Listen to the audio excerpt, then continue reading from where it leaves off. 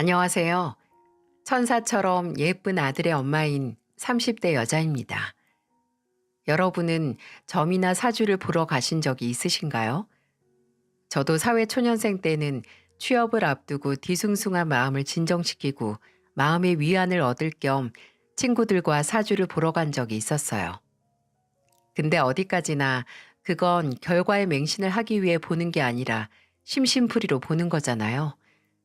충분히 믿지 않으면 고뇌 속에 살게 되고 지나치게 믿으면 기만당할 수 있다고 그냥 듣고 흘릴 만한 사주나 점의 결과가 주객전도가 돼서 사람의 인생을 쥐락펴락하면 안 될 노릇이죠. 아마 저와 같은 구독자 여러분 주변에도 유난히 미신에 약한 사람이 있을 거예요. 하지만 그 어떤 인물을 데리고 오시든 제가 겪은 일보다 심각한 건 아마 없을 겁니다. 저는 대기업 인사팀에서 일하고 있는데요. 지금도 육아휴직이 끝난 후 복직을 해서 다니고 있어요. 대기업인 만큼 자부심이 있긴 하지만 또 그 안에서 살아남기 위해 안주하지 않고 매번 변화를 거듭하고 발전을 해야 한다는 점 때문에 힘들기도 하지만 대학 졸업하고 정말 땀과 눈물을 갈아 넣어가면서 들어간 소중한 곳이라서 그만큼 일에 대한 애착도 있고 열정도 갖고 있습니다. 또 직장에 더 정을 붙이게 된 이유 중 하나는 바로 그 안에서 지금의 남편을 만났기 때문이에요. 저희 팀 사수님과 남편이 일하고 있는 영업팀 상사분이 사내 연애를 하고 있었거든요. 회사 내에서 소문도 돌 만큼 공식적인 커플이었는데 어느 날 제 사수분이 제게 소개를 받을 생각이 없냐고 하시는 겁니다. 사수님의 여자친구인 영업팀 팀장님 부하 직원 중에 하나가 너무 괜찮다고 두 분이서 저와 그 부하 직원이 잘 어울릴 것 같다는 대화를 하셨다는 거예요. 본인들도 사내 연애가 힘든 건 너무 잘 알지만 저도 그 부하 직원도 야무져서 사내 연애로 손해볼 타입은 아닌 것 같다고 좀 부담되고 어색하면 넷이서 다 같이 만나보자고 해서 인사팀과 영업팀 친목 모임을 가장한 소개 자리에 나가게 됐죠. 그렇게 만난 남편은 저도 얼굴은 알고 있는 사람이었어요. 회사에서 오고 가면서 봤던 게 기억이 나더라고요. 남편도 마찬가지로 저를 알고 있었고요. 남편은 분위기도 좋고 안경이 아주 멋스럽게 잘 어울리는 지적이어 보이는 미남이었습니다. 말도 부드럽고 다정하게 잘하고 매너도 좋아서 저도 호감이 생겼고 남편도 저와 같은 마음을 느꼈는지 그 후에는 종종 둘이 만나서 가까워졌어요. 저희는 연애 기간을 거친 후에 천천히 결혼을 준비했죠. 남편과의 결혼 준비는 어려울 게 없었어요. 성격이 비슷해서 제가 무슨 생각을 하면 남편도 저와 비슷한 생각을 할 정도였으니까요. 또 결혼 전 시어머니 되실 분이 저를 만나기 전에 남편을 통해서 저희 둘의 궁합을 보신다고 했을 때 그 결과를 듣고 나서 저희 둘의 성격이 잘 맞는다는 생각에 믿음이 생겼죠. 현영아, 너 태어난 시간 알아? 태어난 시간? 아니, 그런 것까지 외우고 다니진 않는데. 근데 왜? 아니, 우리 어머니께서 결혼 전에 우리 둘 궁합을 보신다고 해서 그냥 가볍게 보신다는 거니까 신경 쓰지 마. 취미시거든. 그래? 봐주시면 나야 좋지. 나중에 엄마한테 여쭤보고 말해줄게. 그 후에 포항에서 횟집을 운영하는 어머니와 전화를 하면서 제가 태어난 시간을 알아내서 남편에게 말해줬어요. 근데 어쩐지 그 후에 먼저 궁합을 받고 어떤 결과가 나왔다는 말이 없어서 제가 먼저 시어머니께서 보고 오셨냐, 뭐라고 했냐라고 물으니 남편은 대수롭지 않게 잘 맞는데 나쁘지 않대 라고 대답을 하더라고요. 원래 점이라는 게 그렇잖아요. 결과가 좋으면 이상하게 더 믿음이 가는. 사람 마음이 이렇게 가벼워서 그런 얘기를 들으니까 괜시리 정말 저희 둘의 결혼 생활이 순탄할 것만 같은 착각이 들더라고요. 마음 먹기 나름이라고 하잖아요. 뭐 실제로 저희 둘의 사이에는 별 문제가 없었지만 정말 문제는 외부에 아주 뿌리 깊게 자리를 잡고 있었네요. 지금 생각해보면 저는 결혼 전 시댁에 인사를 하러 가면서부터 문제의 근본적인 원인을 마주했었습니다. 깔끔하게 차려입고 남편을 통해서 시어머니께서 좋아하신다는 제과점 수제 양갱까지 알아내서 사고 꽃다발까지 챙겨들고 시댁에 찾아갔어요. 제가 남편을 따라 시댁에 들어갔을 때 처음 마주한 건 시어머니 얼굴이 아닌 현관문 바로 맞은편 벽에 자리한 달마대사의 그림이었네요. 솔직히 좀 놀랐어요. 그렇게 사람 키만큼 큰 달마 그림은 처음이었거든요. 제가 그림이 진짜 크네라고 중얼거렸는데 남편은 어깨를 으쓱거리면서 시어머니께서 친구분께 받아온 그림이라고 했어요. 또 남편에게 시어머니께서 좀 무뚝뚝한 성격이라는 걸 듣기는 했지만 아무리 무뚝뚝해도 정말 아무 말 없이 처음 만나는 사람을 거의 1분 동안 빤히 머리부터 발끝까지 훑진 않잖아요. 근데 시어머니께서 그러셨어요. 제가 시댁에 들어가서 고개를 숙여 제 소개를 하고 얼굴을 들었을 때 시어머니께서는 좀 흠칫할 정도로 으스스하게 퀭한 눈으로 멀뚱히 서서 저를 빤히 보셨습니다. 마치 제가 연구해야 할 실험체라도 되는 양 말이죠. 엄마, 우리 현영이 민망하겠어요. 며느리 구경 그만하시고 인사 좀 받아주세요. 아, 그래. 아유, 내가 너무 빤히 봤네. 반가워요. 나 영석이 엄마 되는 사람이에요. 시어머니의 목소리는 착 가라앉은 표정처럼 아주 낮고 조용했어요. 남편에게 듣기로는 오래전 시아버지와 이혼 후에 시어머니의 성격이 더 내성적으로 바뀌었다고 하는데 아무래도 시누이와 시동생이 다 독립을 한 후에 집에서 남편과 둘이서 적적하게 사시다 보니 성격이 더 음침해지신 건 아닌가 했습니다. 그래도 오랫동안 순대국밥집을 운영하셔서 사람 손님들 상대도 오래 하셨을 텐데 이혼의 상처가 많이 크셨나 보더라고요. 근데 본격적으로 자리에 앉아서 시어머니께 저희 집이나 포항에 계시는 어머니, 그리고 서울에서 태권도장을 운영하는 남동생 이야기를 하면서 점점 제 코를 스치는 묘한 향이 있었어요. 근데 어머니께서 커피를 좋아하시나 봐요. 집안에서 계피 향이 은은하게 나요. 이럴 줄 알았으면 좋은 원두도 사올 걸 그랬나 봐요. 어? 우리 엄마 커피 잘 안 드셔. 이거 커피에 넣는 계피 향이 아니라 저기 있는 계피나무 향이야. 남편이 가리키는 손가락을 따라가 보니 정말 베란다 쪽에 꽤 커다란 계피나무가 묘목이 심어져 있더라고요. 계피가 나쁜 기운을 물리쳐 주거든.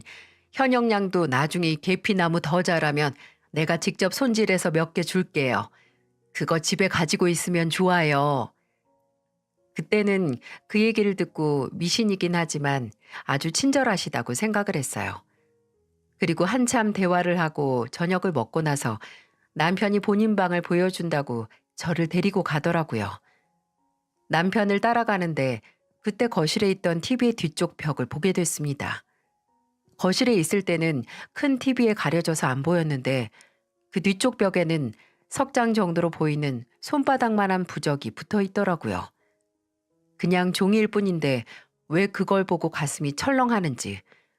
왜 부적은 웬만해서 직접 보기 힘들잖아요. 저는 거의 무교에 가깝지만 어머니께서 기독교이신지라 더더욱 부적은 구경도 못했거든요. 근데 그 전에 남편에게 사주 같은 걸 보는 게 시어머니의 취미라고 했던 게 기억이 나더라고요. 뭐 부적도 집안에 도움이 되는 미신이 적힌 부적을 붙여두셨겠지 하고 넘어갔어요. 근데 부적은 한 번 보니까 남편의 방을 구경하면서 또 한 가지 이상한 점을 알겠더라고요. 남편이 사는 집 시댁에는 거울이 없었어요. 화장실을 제외하고 신발장 쪽이나 거실, 남편의 방에도 작은 손거울 하나 보이지 않았어요. 제가 지나가는 말로 거울이 없네? 남자 방이라서 그런가? 라고 하니까 남편은 또 별다른 생각 없이 엄마 방에도 없을 거야. 거울 보는 거 싫어하시거든. 이라고 하더군요. 제가 이유를 묻기도 전에 남편이 다른 대화 주제로 넘어가서 정확한 이유를 알 수 없었지만 괜히 미심쩍은 감정을 느낀 게 결혼 전에 흔히 드는 괜한 걱정으로 여겨질 만큼 결혼 후에는 마땅히 유상하다고 느낄 만한 문제는 없었습니다. 처음에는 좀 섬뜩하다고 느꼈던 시어머니의 첫인상도 시간이 지나면서 오히려 점점 변했어요.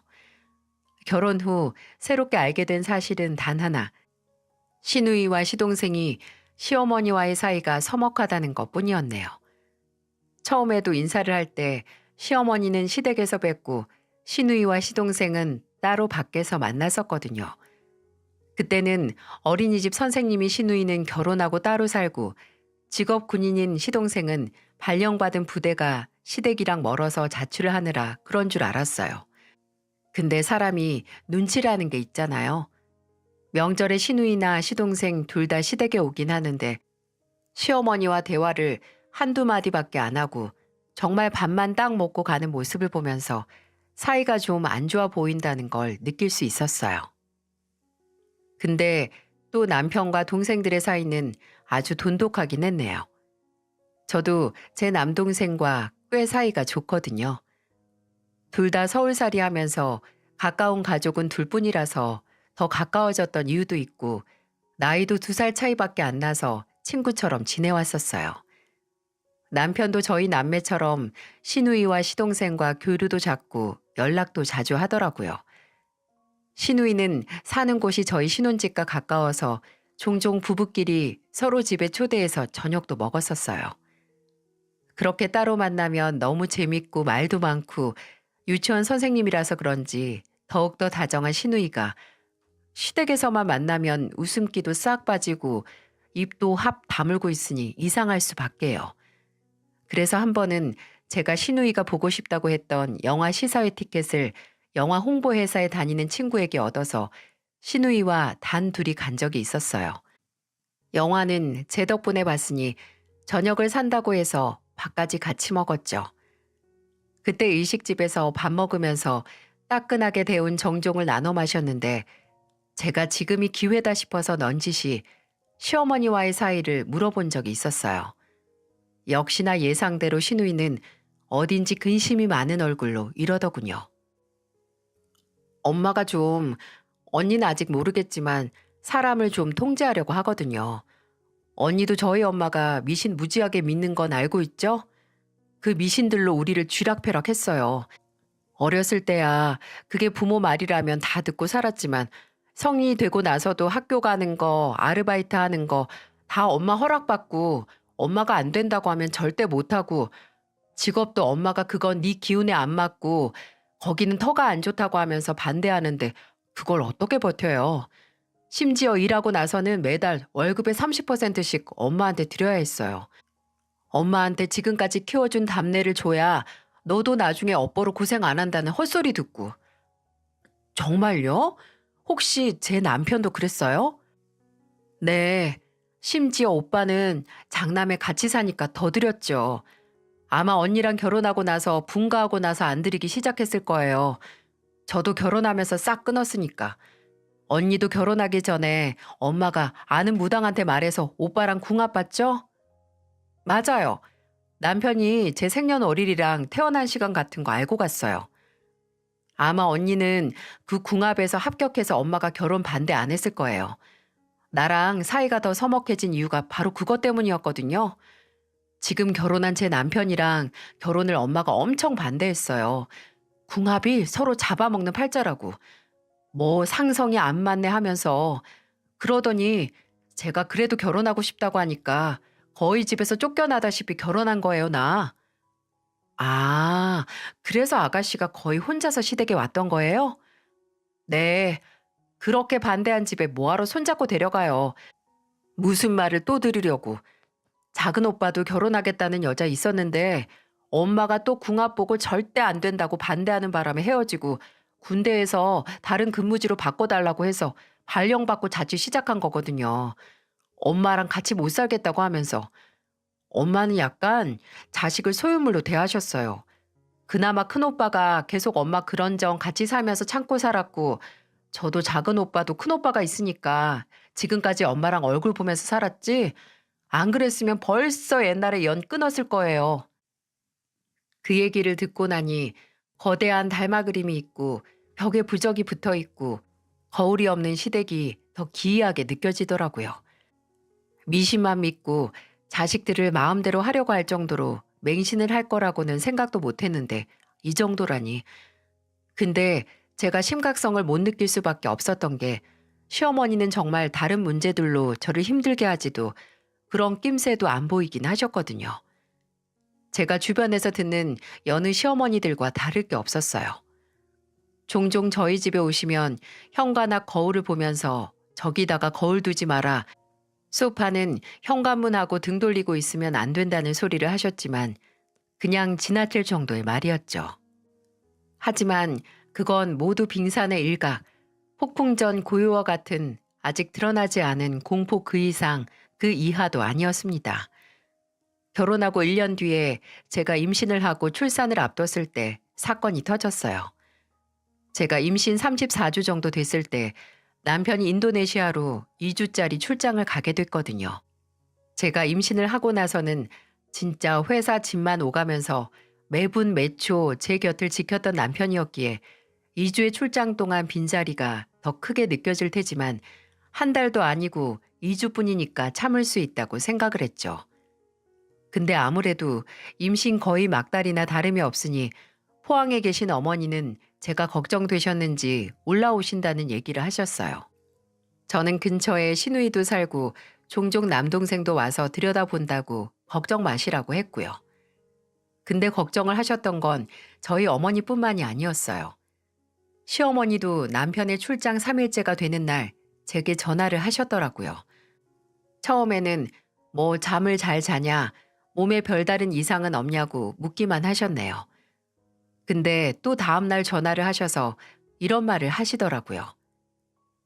현영아, 내가 꿈자리가 뒤숭숭해서 그러니까 영석이 출장 끝나고 올 때까지만 여기 와서 있는 게 어떻겠니? 너 홀몸도 아닌데 혼자서 무서울 거 아니야. 어머님 댁에요? 에이, 겨우 2주인데 무서울 게 어딨어요. 그리고 걱정하실 게 없는 게 아가씨도 종종 놀러 오고 제 동생도 자주 연락해서 괜찮아요. 아무리 그래도 진짜 필요할 때 옆에 아무도 없으면 어떡해. 그러지 말고 여기 와서 있어. 어? 근데 아무래도 저는 제 집이 더 편해요, 어머님. 걱정해 주시는 건 정말 감사드리는데 그래도 좀 마음 편한 데서 푹 쉬고 싶어요. 너 정말 너무한다. 내가 이렇게 걱정돼서 애원을 해도 잠깐 와서 있는 것도 힘드니? 내가 너 여기 오면 일을 시키길 해, 뭘 해? 그냥 와서 몇 밤만 자고 가는 것도 그렇게 싫으니? 난감하더라고요. 진짜 걱정하실 거 없는데 처음으로 제게 화까지 내가면서 오라는 시어머니의 말을 듣고 고민을 하다가 며칠만 지내는 게 어려운 것도 아니니 3일만 자고 오자는 생각에 짐을 챙겨서 시댁으로 갔습니다. 마음을 돌리고 찾아간 저를 보고 시어머니는 처음에는 반갑게 환영해 주시며 제게 먹고 싶은 건 없는지 불편한 곳은 없는지 다정하게 물으셨어요. 시어머니와 단둘이 시댁에서 시간을 보낸다는 게 어색하고 불편할 것 같았는데 지내보니까 괜찮더라고요. 저는 남편이 전에 쓰던 방에서 자기로 해서 식사 후에 씻고 들어가서 일찍 잠에 들려고 하는데 제가 화장실에서 씻고 나오니까 어두운 거실 가운데 시어머니께서 앉아 계시는 게 보이는 거예요. 솔직히 그때 좀 심장이 내려앉을 뻔했어요. 안방에서 TV 본다고 들어가신 분이 저기 왜 저러고 앉아 계시냐고요. 근데 제가 먼저 말을 걸기도 전에 시어머니께서 제 쪽으로 뒤돌아보시면서 저를 부르셨습니다. 그리고 가까워진 제게 슬며시 뭔가 내미셨어요.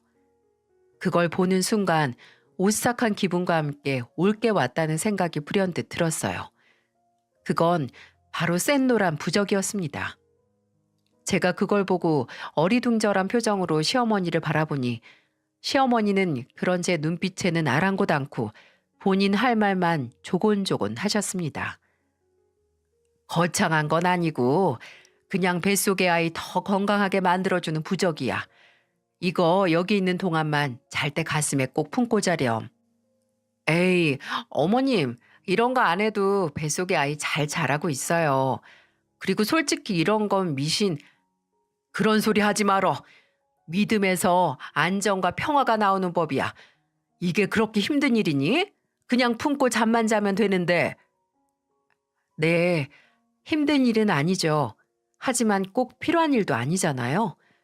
근데 거기서 그런 실랑이를 하는 것보다 그래도 저 생각해서 받아오셨다니 그런 시어머니의 성의를 생각해서 감사하다고 말씀을 드리고 그 부적을 받아 방으로 들어왔어요. 정말 시어머니의 말씀대로 그 부적을 옷 안쪽에 넣고 자려고 했는데 부적 종이가 의외로 빳빳하고 거칠더라고요. 가슴 앞섬에 대어보니 바스락거리고 불편해서 잠깐 넣고 누웠다가 다시 빼서 머리맡에 있는 가방 안에 넣었어요. 어쨌든 잠을 자는 자리와 가까우면 됐다 싶어서 말이죠. 저는 그때 제 행동이 몇 시간 뒤에 어떤 결과를 야기할지 꿈에도 상상도 못하고 그대로 잠에 들었습니다. 제가 잠에서 깬 건 단잠을 자고 저절로 눈이 떠진 것도 아니었고 배가 허해서 자다 깬 것도 아니었어요. 바로 누군가 제 옷 앞섬을 뒤지는 소름 끼치고 놀라 기절할 만한 감각에 깨고 말았습니다. 제가 잠을 자다가 그 느낌에 진짜 너무 놀라서 벌떡 일어나면서 헉 하고 소리를 냈거든요. 놀라긴 했어도 잠이 덜 깬 얼떨떨한 상태라서 뻑뻑한 눈을 애써 부릅뜨고 대체 이게 무슨 일인지 상황을 파악하려고 했습니다. 그리고 제 눈앞에는 아직 해가 안 뜬 건지 어두컴컴한 방 안에서 며느리 잠옷 앞섬을 뭘 찾는 사람처럼 뒤적거리던 무서운 얼굴의 시어머니가 보였어요. 그 기이한 모습에 이게 현실인지 꿈인지 가늠이 도통 안 가더라고요. 여러분은 이게 무슨 일인지 짐작이 가시나요? 저는 날카롭게 굳은 얼굴로 저를 노려보는 시어머니에게 물었어요. 어머님, 이게 대체 무슨 짓이에요? 뭘 하고 계셨던 거예요? 제 물음에도 시어머니는 당황하거나 사과를 하지도 않고 오히려 놀란 제 목소리보다도 더 크고 날카롭게 고함을 치기 시작했습니다. 너야말로 이게 무슨 짓이야? 내 말이 우스워? 그 뱃속에 팔다리 두 짝씩 온전하게 낳고 싶으면 내가 좀 부적 품고 자라고 말했잖아. 왜 사람 말 이렇게 안 들어? 내가 이런 꼴 보자고 200만 원 주고 그 부적을 써온 줄 알아? 순간 이게 진짜 현실인가 싶을 정도로 어처구니가 없었어요. 아니, 본인이 준 부적을 제가 진짜 품고 자나 안 자나를 확인하려고 해도 안 뜬 새벽에 몰래 들어와서 자고 있는 며느리 앞선까지 풀어 헤쳐가면서 확인을 하다니 제정신인가요? 이게 말이나 되냐고요. 근데 또 이것뿐만이 아니었어요. 시어머니는 본인의 기이하고 상식 이하의 행동에 전혀 문제가 없다고 생각하는지 경악에 찬 표정이 된 제 얼굴을 보고 더 충격적인 말들을 쏟아내기 시작했습니다. 내가 아는 무당이 지금 네 애 뱃속에서 온전치가 않다고 하더라. 품고 있는 산모가 부정한 짓을 저질러서 애가 고통받고 있다고. 지금 제정신이세요? 뭐 부정한 짓이요? 제가 도대체 무슨 짓을 했는데요? 내가 지금 이 얘기까지 하려고 하지 않았는데 너 그 뱃속에 정말 영석이 애는 맞니? 뭐라고요? 어머님, 지금 그게 할 소리예요? 도대체 그 무당이란 인간한테 무슨 말을 들었길래 이 야밤에 허무맹랑한 소리를 하면서 사람 속을 뒤집어 놓으시는 건데요. 무당이 네 애가 부정 탔다고 하잖아. 내가 처음에 네 사주에 남자가 많이 보인다는 무당 말 듣고 아무리 내 아들이랑 궁합이 좋아도 반대를 했어야 했는데 너 영석이 만나기 전부터 남자들 많이 후리고 살았지? 그리고 그 남자들 중에 하나에 베고 와서 내 아들 애인 척하는 게 아니냐 말이야. 안 그랬으면 무당이 왜 그런 소리를 해? 그 무당이 돌팔이 사기꾼이니까 그러겠죠. 그 말을 믿는 어머님도 제정신이 아니고요. 그게 말이나 돼요? 차라리 괜한 의심이 들면 이런 쇼하지 말고 솔직하게 말을 하세요. 그럼 아이 태어난 다음에 얼마든지 검사해서 이 애가 남편 애인 거 증명해 드릴 테니까. 제가 머리가 핑하고 돌 정도로 악을 쓰고 말을 하니 시어머니께서는 갑자기 무표정한 얼굴로 벌떡 일어나서 거실로 나갔습니다. 저는 진짜 황당한 얼굴로 그 뒷모습을 바라봤고요. 근데 이게 끝이 아닌지 거실에 나갔던 시어머니는 한쪽 손에 뭔가 기다란 걸 들고 다시 제가 있는 방으로 들어왔어요. 시어머니가 다시 방에 들어온 순간 어디선가 맡아본 적이 있는 냄새가 나기 시작했습니다. 제가 미세하게 나는 향을 맡고 이게 무슨 향인지 생각도 하기 전에 시어머니는 손에 든 걸 번쩍 들어서 저를 사정없이 매타작을 하기 시작했어요. 와, 진짜 정신을 차릴 수가 없었네요. 그리고 그렇게 맞으면서 점점 진해지는 향으로 보증도 못한 의심으로 정신이 나간 시어머니가 뭐로 저를 때리고 있는지 알 수 있었어요. 바로 시댁에 있는 계피나무 가지를 여러 개를 길게 다듬어서 뭉친 무려 수제 매였습니다. 제가 앞서서 임신 34주라고 말을 했었죠. 시어머니는 몸이 무거워서 사정없이 내려쳐지는 매타작을 피할 수도 없는 상태의 임산부를 찢어지는 것 같은 소리를 내가면서 때리시고 있는 거예요. 나가! 당장 이 몸에서 나가! 부정한 것들, 더러운 것들, 재수 온 붙은 것들, 어서 나가! 나가라고! 아! 그만하세요! 그만! 아! 지금 나가야 하는 악기가 붙은 건 제가 아니라 시어머니 아닌가요? 제가 혹시 정말 뱃속의 아이에게 무슨 일이 일어날까 무서워서 피하지 못하고 웅크려서 배를 감싸 안고 있으니 시어머니는 훤히 드러난 제 등에 무섭게 매타작을 했어요. 내 아들 잡아먹을 년, 악독하고 무서운 년. 이래야 네가 살아. 이래야 내 아들이 살고 내 손주가 산다고. 깨끗하게 정화를 시켜야 니들이 살아. 순간 더 맞으면 진짜 어디 하나가 잘못될 것 같더라고요. 저는 한쪽 팔은 배를 감싸고 한쪽 팔을 뻗어서 저를 내리치는 매 뭉치를 잡아챘어요.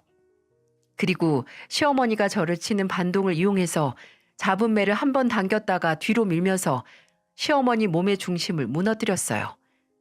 시어머니는 억 하는 소리와 함께 넘어졌고 저는 손에 든 계피나무 뭉치를 시어머니께 던지고 무거운 몸을 어떻게든 움직여 옆에 있던 가방을 움켜쥔 채 잠옷바람으로 그 집을 빠져나왔습니다. 말 그대로 새벽의 도주였어요. 진짜 잡히면 죽는다는 생각으로 급하게 나오느라 신발 한쪽도 못 신고 나오고 등은 아까 맞느라 좀 까졌는지 얼얼하고 몸은 무겁고 머리는 어지럽고 진짜 너무 처량하고 제가 왜 이런 일을 당해야 하는지 억울하고 분통해서 눈물이 나왔어요. 그런 처참한 몰골로 좀 걷다가 택시를 탔고 저는 택시 안에서 보이스톡으로 출장 중인 남편에게 전화를 걸었습니다. 우리나라와 2시간 정도의 시차가 나는 인도네시아도 다들 잠자는 밤이라서 남편은 잠에서 막 깬 부스스한 목소리로 전화를 받았어요. 저는 왜 이 야밤에 전화를 했냐고 혹시 무슨 일 있냐고 하는 남편의 말을 더 듣지도 않고 한을 먹은 사람처럼 절절하게 소리를 쳤습니다. 지금 당장 한국으로 와. 와서 당신 엄마가 나한테 한 짓을 좀 보라고. 뭐? 현영아, 대체 무슨 일인데? 엄마가 뭘 했어? 너 괜찮아? 어디가 어떡해? 다 필요 없고 당장 한국 오라고. 와서 봐. 당신 당장 해 뜨고 아침 비행기 타고 안 오면 나랑 이혼일 줄 알아. 그때는 제가 이런 수모를 겪은 책임이 남편에게 있다고 생각을 했어요. 당장 남편이 이 꼴을 보고 모든 문제를 해결해야 한다고 굳게 믿었죠. 저는 그렇게 소리만 지르고 전화를 끊었고 그 후에 미친 듯이 울리는 전화는 받지 않았습니다. 집에 도착한 후에 혼자 있는 게 너무 무섭고 혼자 있고 싶지가 않아서 시간도 있고 포항에 계신 어머니께 전화를 했어요. 어머니 또한 잠에서 막 깬 목소리로 제 전화를 받자마자 무슨 일 있냐고 하셨고 저는 어머니의 목소리를 듣자마자 긴장이 풀린 사람처럼 진짜 목 놓아 울고 말았습니다. 어머니는 놀라셔서 그 길로 바로 콜택시를 불러서 서울까지 오셨고요. 몇 시간 뒤에 저희 집으로 도착한 어머니가 머리는 산발이고 한쪽 발은 새까맣고 얼굴 한쪽에는 생채기까지 있는 저를 보고 기함을 하셨어요. 저는 그런 어머니께 자초지종을 설명드렸고 어머니께서는 생전 처음으로 쌍욕까지 해가면서 무슨 그런 년이 있냐고 내가 당장 찾아가서 반토막을 내버릴 거라고 일을 가셨죠. 저는 어머니 얼굴을 보고 어느 정도 진정이 돼서 일단 먼저 씻었는데 그 과정에서 어머니는 제 등에 난 또 다른 상처를 보고 2차 충격으로 뒷목을 잡고 쓰러질 뻔했습니다. 분노를 하신 저희 어머니는 점심때쯤 아침 비행기를 타고 출장 일정을 다 끝내지도 못하고 한국에 들어온 남편이 집에 들어오자마자 바로 달려가 뺨을 올려붙이셨어요. 그리고 남편의 가슴을 주먹으로 퍽퍽 치면서 고함을 치셨어요. 이게 뭐야? 지금 내 딸 꼴 좀 보라고. 김서방 자네 어머니라는 작자가 임신한 며느리를 이 꼴로 만들어놨어. 이게 말이나 되나? 말이 돼? 내가 내 딸 복날 개만도 못한 대접 받게 하려고 자네랑 결혼 허락한 줄 알아? 귀한 내 딸 데려갔으면 최소한 인간 대접 받고 살 수 있게 했어야 하는 거 아닌가? 이 사단이 날 때까지 자네는 대체 뭐 한 거야? 아직 제 자초지종을 듣지도 못하고 그저 바로 한국으로 들어온 남편은 진짜 복잡한 표정으로 어머니께 맞고만 있었어요. 저는 저희 어머니를 진정시키고 남편에게 그날 있었던 말도 안 되는 사건을 설명했습니다. 제가 말이 길어질수록 남편의 표정은 마치 흙탕물처럼 칙칙해졌고 입도 못 대더라고요. 제 설명을 다 들었을 때 남편은 고개도 들지 못하고 저와 제 어머니에게 용서를 빌었죠. 현영아, 내가 진짜 입이 10개라도 할 말이 없다. 정말 미안해. 몸은? 몸은 어디 잘못된 데는 없어? 지금의 등을 좀 봐, 등을. 그 미친 여편네가 지가 만든 매로 난장판을 만들었어. 장모님, 죄송합니다. 이런 걸 보여서. 진짜 제가 죄인이고 제가 미친놈이에요. 누구보다 저희 어머니를 잘 알고 있었는데 근데 저도 어머니께서 이런 해괴한 짓까지 하실 줄은 미처 몰랐어요. 믿어주세요. 이런 징조가 보였다면 바로 잡았을 겁니다. 그리고 이제라도 제가 바로 잡을게요.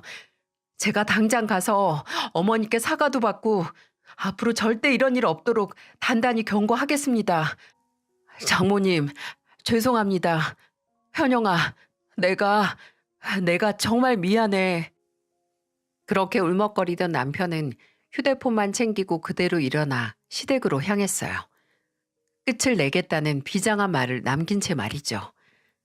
저는 일단 혹시나 몸에 문제가 없는지 어머니와 함께 문 여는 시간에 맞춰 병원에 찾아갔습니다. 맞을 때는 배가 땅땅해져서 혹시나 싶었는데 다행히 아이에게는 문제가 없었어요. 그리고 매를 맞으면서 난 상처들까지 치료와 진단서를 끊고 다시 집으로 갔습니다. 그리고 어머니께서 써주신 죽을 좀 먹고 있으니 남편이 돌아왔고요. 남편은 나가기 전보다 더 피곤해 보이는 얼굴로 저와 어머니 앞에 시어머니와의 대화를 녹음해 왔다며 휴대폰을 보이며 음성 녹음 파일 하나를 켰습니다. 정말 끝을 내고 왔다는 말과 함께요. 이거예요? 엄마, 이걸로 현영이 때렸어요? 난 걔가 아니라 걔 안에 있는 부정한 악기를 때린 거야. 대체 언제까지 그러실래요? 그 말도 안 되는 무당 말만 믿다가 남편도 떠나고 자식하고도 멀어지고도 아직도 정신을 못 차렸어요? 정연이 결혼 문제로 싸우신 다음에는 그래도 자중하신다고 바뀌겠다고 했잖아요. 내가 뭘 했다고. 다 널 위해서 한 거야. 걔 배에 부정한 악기가 들었다고 하잖니. 너 뱃속에 진짜 네 애인지 확인은 했니? 나중에 낳고 나서 후회하지 마라. 지금 네 아니 걱정하고 해결해 주는 거 이 엄마뿐이야. 해결이 아니라 문제를 일으키는 게 엄마뿐이에요. 저도 이제 엄마한테 두 손 두 발 다 들었어요. 정연이랑 기석이처럼 저도 이제 엄마 안 봐요. 어떤 미친 시어머니가 며느리가 귀신에 씌었다고 이 빌어먹을 나뭇가지들로 매타작을 해요. 평생 그렇게 본인 속여먹는 게 누군지 깨닫지도 못하고 장님처럼 살다가 외롭게 늙으세요. 그 무당이란 인간 진짜 어머니를 걱정해서 조언을 하는 건지 꼭두각시처럼 부리기만 하는 건지 잘 생각해 보시라고요. 평생 혼자서. 음성 파일 속의 남편은 무서운 고함 소리와 함께 시어머니에게 작별을 고했습니다. 그리고 들고 들어왔던 쇼핑백에서 예상치도 못한 물건을 꺼냈어요.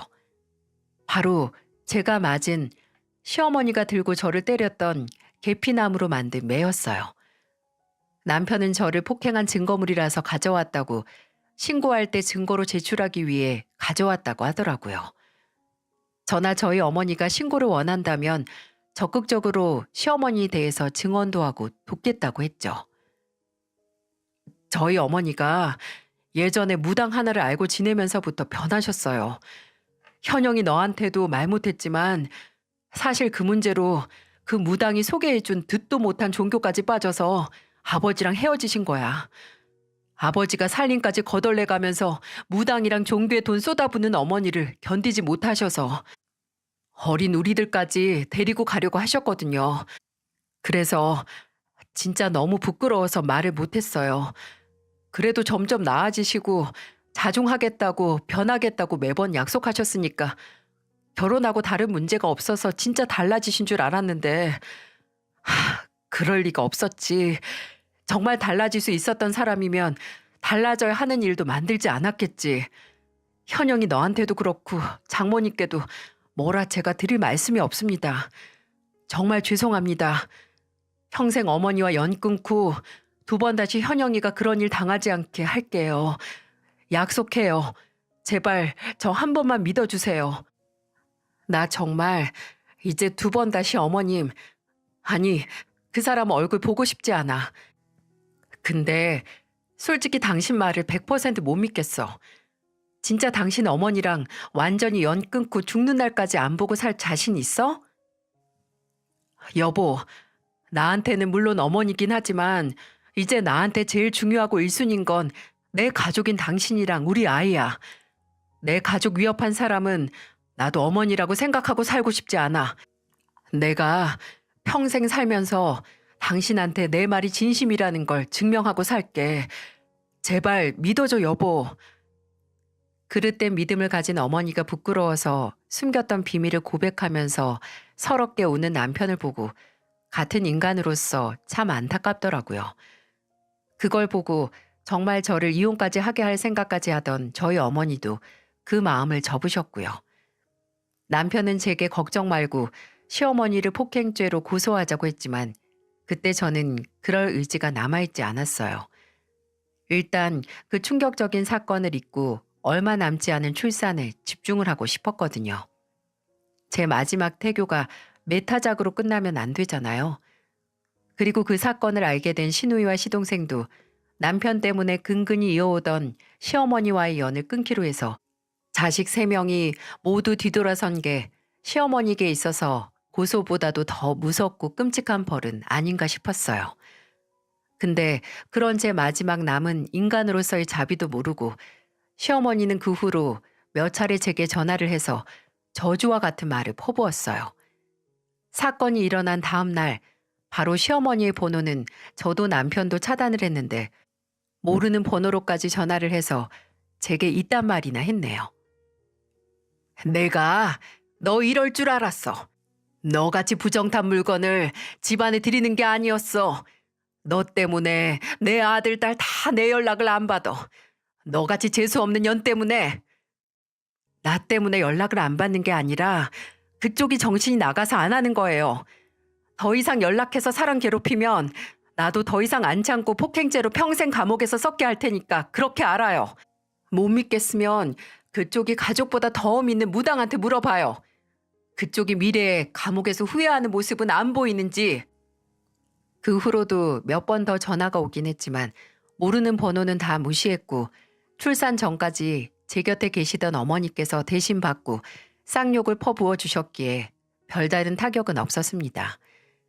시어머니는 완전히 가족들에게 버림을 받았고 그 후로 별다른 문제가 없어서 저도 애써 있었던 일은 잊고 건강하게 아들을 낳을 수 있었어요. 남편은 시어머니와 완전히 연을 끊겠다는 약속을 지켰기에 별다른 걱정 없이 육아휴직 동안 아들을 키울 수 있었고요. 시누이도 종종 찾아와서 저를 도와줬고 또 제게 미안하다는 말도 했습니다. 시어머니를 잘 아는 자식이 본인인데 제게 일어난 안 좋은 일을 막지 못한 것 같다고 하면서요. 근데 저보다도 더 오랫동안 시어머니의 말도 안 되는 횡포에 당해온 게 시누이고 그 자식들인데 제게 미안할 게 뭐가 있겠어요. 근데 이게 끝이 아니었어요. 저나 자식들의 인생에서 완전히 사라졌다고 생각했던 시어머니가 마치 눌러붙은 귀신처럼 다시 나타나 저와 가족들의 속을 뒤집는 사건이 있었습니다. 원래 폭풍이 오기 전 하늘이 가장 맑고 아름답다고 하죠. 시간이 흘러 제 아들의 돌잔치에서 사단이 나게 됐어요. 돌잔치가 다 끝나갈 때쯤 저희가 있던 파티 홀 밖에서 좀 소란스러운 소리가 들리는 거예요. 남편이 무슨 일인지 보고 오겠다고 했고, 저는 몇 분이 지나도 오지 않는 남편이 걱정돼서 아들을 어머니께 맡기고 뒤따라 밖으로 나갔죠. 그렇게 나간 곳에 남편은 혼자가 아니었어요. 행색이 아주 남루하고 마른 노인과 실랑이를 하고 있었죠. 저는 대체 무슨 일인지 알기 위해 가까이 다가갔고 점점 가까워지면서 어딘지 낯익은 그 노인의 얼굴을 보고 의아한 감정을 감출 수 없었어요. 여보, 무슨 일이야? 그 사람은 또 누구고? 어? 왜 나왔어? 그냥 안에 있지. 현영이? 너 현영이냐? 저를 본 노인은 마치 저를 아는 사람처럼 제 이름을 부르기 시작했고 그 목소리를 들은 저는 경악할 수밖에 없었어요. 그 병약해 보이는 사람은 다름 아닌 거의 1년 전에 연락을 끊은 시어머니였거든요. 대체 무슨 일이 있었던 건지 원래 등치가 좀 있었는데 반쪽이 되어 있더라고요. 그리고 상태가 좀 굉장히 안 좋아 보였습니다. 저는 좋은 날 초대받지 못했을 뿐더러 환영도 못 받을 시어머니의 등장에 그대로 굳었고 남편은 그런 저를 보고는 시어머니에게 소리를 질렀어요. 이제 엄마 안 본다고 했잖아요. 여긴 어떻게 알고 왔어요? 대체 이제 와서 왜? 내가 우리 손주 얼굴만 보고 간다고 하잖아. 영서가, 현영아, 내가 금부치도 사왔어. 이거 봐라. 어? 필요 없어요. 제가 다른 남자랑 헛짓거리에서 뵌 아이라고 그쪽 입으로 똑똑히 말했잖아요. 근데 왜 이제 와서 당신 손주라고 해요? 당신이 뭔데? 현영아, 나 이제 그 말 안 믿는다. 내가 그때 단단히 미쳤었어. 그 무당 사기꾼인 것도 모르고 그 무당한테 내 자식들 다시 찾아달라고 구슬 몇 판을 했는지 몰라. 그 짓 하다가 국밥집까지 팔고 근데 너희들은 나한테 돌아올 기미도 안 보이고 나 이제 정말 아무것도 안 남았어. 너희가 나 버리면 나 정말 평생 이대로 늙을 거야. 제가 분명히 그랬잖아요. 평생 혼자서 외롭게 늙으시라고. 자식들도 며느리도 남의 말만 믿고 괴롭힌 죄값 치르셔야죠. 이제 와서 약한 소리 우는 소리 하지 마세요. 이런다고 제 마음 안 바뀌니까. 현영이도 마찬가지고요. 연회장 경비까지 불러서 건물 밖으로 내보내려고 해도 끝까지 버틴기더군요.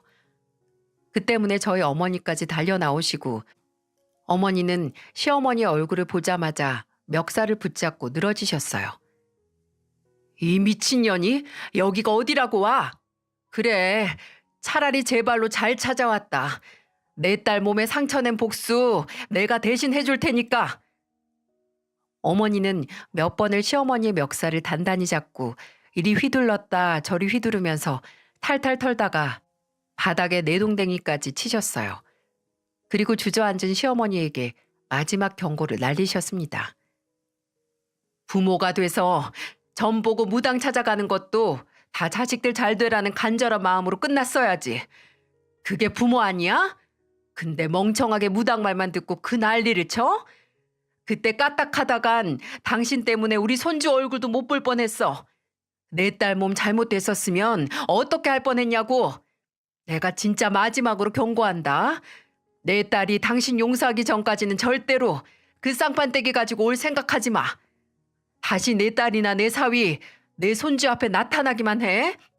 2번 다시 내 딸 괴롭게 하면 내가 그 배로 더 네 인생 괴롭게 만들 테니까. 그 후로 다시 시어머니는 저나 남편에게 찾아오거나 모르는 번호로 연락을 하지 않으셨어요. 근데 저희가 단호한 모습을 보였다거나 저희 어머니의 경고를 듣고 찾아오지 않았던 것만은 아니었습니다. 저도 남편도 시어머니가 저희 아들의 돌잔치를 어떻게 알고 왔는지 궁금해했거든요. 정말 모든 연락을 완전히 끊고 거의 1년이 지났으니까요. 남편은 설마 주변 사람들 중에 저희 얘기를 시어머니에게 전한 사람이 있는지 추궁을 하고 다녔고, 그 결과 알고 보니 시동생이 다시 시어머니와 연락을 하고 있었다는 걸 알게 됐어요. 시동생은 저나 남편에게 사과를 하면서 사실 그때 사귀고 결혼 준비를 하고 있던 제 예비 동서의 집안에서 왜 어머니가 살아계시는데 소개를 안 시켜주냐고 했다는 겁니다. 근데 시어머니의 문제는 정말 창피해서 처가나 결혼할 여자에게 다 설명을 못하고, 시어머니가 이제 무당이랑 연락도 안 하고 절대로 문제를 일으키지 않겠다고 약속까지 하니 다시 연락을 하기 시작한 거죠. 그때 제 아들 돌잔치에 대한 정보를 시어머니에게 흘리고 만 거고요. 남편은 시동생에게 시어머니와 연락할 거면 이제 너도 나랑 연 끊자고 단단히 일렀고, 시동생은 아주 손사래를 치며 이제 그럴 일 없다고 했어요. 안 그래도 다시 시어머니와 연락을 끊어야 하나 고민 중이었다는 겁니다. 시어머니는 그렇게 1년 동안 식당도 잃고 외롭게 지내면서도 정신을 완전히 차리지 못한 건지 시동생이 결혼할 여자를 소개시켜 주고 나니 또 관상을 운운하면서 결혼을 반대했다고 해요. 집버릇 개 못 준다고 몇 년 동안 고수해온 삶의 방식을 놓지 못한 거죠. 눈앞에 보이는 사실이 아닌 미신에만 의존하고 맹신하는 그 방식 말입니다. 저는 이 사건으로 그릇된 믿음이 가족도 밥벌이도 모두 잃게 만들 수 있다는 걸 실감했어요. 진짜 그 문제로 가족을 잃었으면 미신 같은 건 쳐다도 안 보게 될 테고 후회도 할 텐데 대체 왜 끝까지 고쳐지지 않는 걸까요? 통탄스럽고 같은 인간으로서 어쩌다 그런 믿음을 갖게 된 건지 하는 생각에 안타깝기도 합니다. 돌잔치 사건이 있고 넉 달은 지난 지금도 시어머니와는 일절 연락을 안 하고 없는 사람처럼 지내고 있습니다. 시동생 사건까지 겹쳐서 이제 저보다도 남편이 절대 변치 않을 시어머니에게 학을 떼고 있어요. 남편은 그래도 나중에 제가 시어머니를 용서하고 나서 다시 만날 일이 만에 하나라도 있지 않을까 했었는데, 이제는 정말 2번 다시 시어머니를 만나고 싶지 않다고 제게 말하더군요. 잘된 일이죠. 저도 시간이 지나도 시어머니를 용서하고 다시 얼굴 볼 일이 없다고 생각을 했거든요. 바뀌겠다, 안 그러겠다, 그렇게 약속을 하고 나중에 또 돌변해서 저희 아들에게까지 해코지를 하게 되면 어쩌나요? 부모인 제가 미리 약이 될 수 있는 일말의 사고를 막아야죠. 믿음이란 사람의 인생에 용기도 안정도 주긴 하지만 그릇되고 비틀리고 방향성이 잘못된 믿음은 본인의 인생뿐만 아니라 소중한 사람의 인생까지 위협하는 것 같습니다. 실체도 없는 것에 맹신을 하다 정작 정말 믿어야 하고 소중한 존재를 잃고 만 거죠. 이래서 사람은 본질을 볼 줄 알아야 하는 건가 봐요. 이야기를 들어주신 소중한 구독자 여러분은 부디 본질을 알고 후회할 일은 생기지 않는 삶을 사시길 바랍니다. 그리고 꼭 사주나 점은 정말 심심풀이 그 이상 그 이하도 아니게 흘려 들으시고요. 들어주셔서 정말 감사합니다. 모두들 건강하세요.